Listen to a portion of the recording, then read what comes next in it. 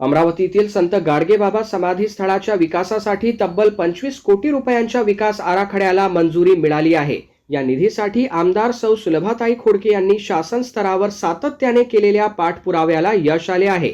संत गाडगेबाबा समाधी स्थळाचा तीर्थक्षेत्र आणि पर्यटन स्थळाच्या धर्तीवर विकास व्हावा यासाठी आमदार खोडके यांनी सातत्याने शासनाकडे मागणी आणि पाठपुरावा केला। 20 जुलै रोजी मुख्यमंत्री देवेंद्र फडणवीस यांच्या अध्यक्षतेखाली झालेल्या शिखर समितीच्या बैठकीत या विकास आराखड्याचा आढावा घेण्यात आला।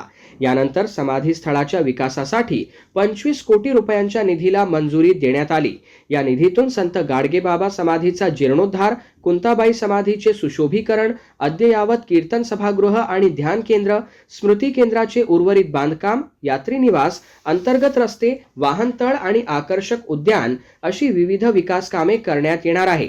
या विकासामुळे संत गाडगेबाबांचे विचार आणि समाज प्रबोधनाचा वारसा जपला जाणार असून अमरावतीच्या धार्मिक पर्यटनालाही मोठी चालना मिळण्याची अपेक्षा आहे। या 25 कोटींच्या मंजुरीचे श्रेय आमदार सुलभाताई खोडके यांच्या सातत्यपूर्ण पाठपुराव्याला दिले जात आहे। त्यांच्या प्रयत्नांमुळे अमरावतीच्या या श्रद्धास्थानाच्या विकासाचा मार्ग आता मोकळा झाला आहे।